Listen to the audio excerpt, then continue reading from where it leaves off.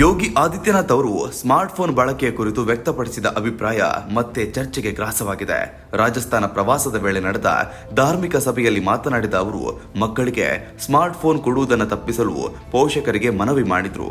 ಮಕ್ಕಳು ಅಳುವುದಾಗಲಿ ಕೋಪಗೊಳ್ಳೋದಾಗಲಿ ಸ್ವಾಭಾವಿಕ, ಆದರೆ ಅವರನ್ನ ಮೌನಗೊಳಿಸಲು ಫೋನ್ ನೀಡುವುದು ಭವಿಷ್ಯಕ್ಕೆ ಹಾನಿಕಾರಕ ಎಂದು ಹೇಳಿದರು.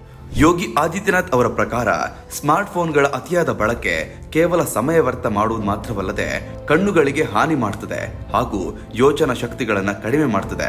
ಮಕ್ಕಳಲ್ಲಿ ಸೃಜನಶೀಲತೆ ಕುಗ್ಗಿ ಬುದ್ಧಿಶಕ್ತಿ ನಿಷ್ಕ್ರಿಯವಾಗುವ ಅಪಾಯವಿದೆ ಎಂದರು.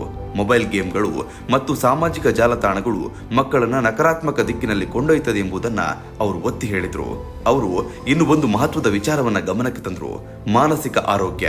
ಸ್ಮಾರ್ಟ್ ಫೋನ್ಗಳ ನಿರಂತರ ಬಳಕೆ ಯುವಕರಲ್ಲಿ ಖಿನ್ನತೆ ಹೆಚ್ಚಿಸುವ ಪ್ರಮುಖ ಕಾರಣವಾಗಿದೆ ಎಂದು ಅವರು ಎಚ್ಚರಿಸಿದರು. ಸಣ್ಣ ಸಮಸ್ಯೆಗಳಿಗೂ ಆತ್ಮಹತ್ಯೆ ಪ್ರವೃತ್ತಿ ಹೆಚ್ಚುತ್ತಿರುವುದು ಸಮಾಜಕ್ಕೆ ಆತಂಕಕಾರಿ ಬೆಳವಣಿಗೆ ಎಂದು ಹೇಳಿದರು. ಈ ಹಿನ್ನೆಲೆಯಲ್ಲಿ ಮಕ್ಕಳು ಹಾಗೂ ಯುವಕರು ಫೋನ್ನಲ್ಲಿ ಕಳೆಯುವ ಸಮಯವನ್ನ ಪುಸ್ತಕದ ಓದು, ಯೋಗ, ವ್ಯಾಯಾಮ ಹಾಗೂ ಸೃಜನಾತ್ಮಕ ಚಟುವಟಿಕೆಗಳಿಗೆ ಬಳಸಬೇಕು ಎಂದು ಸಲಹೆಯನ್ನು ನೀಡಿದರು.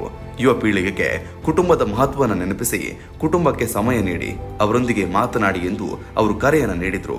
ಊಟ ಅಥವಾ ಪ್ರಾರ್ಥನೆಯ ಸಮಯದಲ್ಲಿ ಫೋನ್ ಬಳಸಬಾರದು ಎಂದು ಸೂಚಿಸಿದರು. ಜೀವನದಲ್ಲಿ ವೈಫಲ್ಯಗಳು ಬಂದರೂ ಅದನ್ನು ಎದುರಿಸಿ ಅದರಿಂದ ಪಾಠ ಕಲಿತು ಮುಂದೆ ಸಾಗಬೇಕು ಎಂದು ಪ್ರೇರೇಪಿಸಿದರು. ವೈಫಲ್ಯದಿಂದ ಹತಾಶರಾಗದೆ ಸವಾಲುಗಳನ್ನು ಸ್ವೀಕರಿಸುವ ಮನೋಭಾವ ಬೆಳೆಸಿಕೊಳ್ಬೇಕು ಎಂದು ಮಕ್ಕಳಿಗೆ ಸಂದೇಶವನ್ನು ನೀಡಿದರು.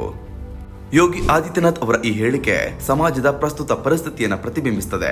ಡಿಜಿಟಲ್ ಯುಗದಲ್ಲಿ ಸ್ಮಾರ್ಟ್ ಫೋನ್ ಅನಿವಾರ್ಯವಾಗಿದ್ರೂ ಅದರ ಅತಿಯಾದ ಬಳಕೆ ಮಕ್ಕಳ ಬೆಳವಣಿಗೆಗೆ, ಆರೋಗ್ಯ ಮತ್ತು ಸಂಬಂಧಗಳ ಮೇಲೆ ಕೆಟ್ಟ ಪರಿಣಾಮ ಬೀರ್ತದೆ ಎಂಬ ಚಿಂತೆಯನ್ನು ಹುಟ್ಟಿಸಿದ್ರು. ತಜ್ಞರು ಸಹ ಮಕ್ಕಳಿಗೆ ನಿಯಂತ್ರಿತ ಬಳಕೆ ಮತ್ತು ಪೋಷಕರ ಮೇಲ್ವಿಚಾರಣೆ ಅಗತ್ಯ ಎಂದು ಹೇಳ್ತಾರೆ.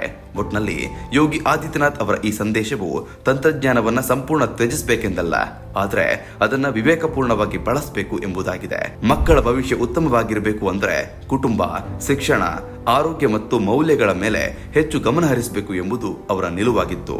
ಇಂದಿನ ಪೋಷಕರಿಗೆ ಇದು ಒಂದು ಎಚ್ಚರಿಕೆಯೂ ಆಗಿದ್ದು ಮಕ್ಕಳ ಡಿಜಿಟಲ್ ಜೀವನವನ್ನ ಸಮತೋಲನದಲ್ಲಿ ಇಡುವ ಅಗತ್ಯವನ್ನ ಯೋಗಿ ನೆನಪಿಸಿದ್ರು. ಯಾವುದೇ ಸುದ್ದಿಯ ಅಪ್ಡೇಟ್ ಅನ್ನ ಮಿಸ್ ಮಾಡ್ಕೊಳ್ಬಾರ್ದು ಅಂದ್ರೆ ಈಗ್ಲೇ ಒನ್ ಇಂಡಿಯಾವನ್ನ ಸಬ್ಸ್ಕ್ರೈಬ್ ಮಾಡಿ. ನಿಮಗೆ ಬೇಕಾದ ಭಾಷೆಯಲ್ಲಿ ಎಲ್ಲಾ ಸುದ್ದಿ ತಿಳಿಬೇಕು ಅಂದ್ರೆ ಒನ್ ಇಂಡಿಯಾ ಆಪ್ ಅನ್ನ ಡೌನ್ಲೋಡ್ ಮಾಡ್ಕೊಳ್ಳಿ.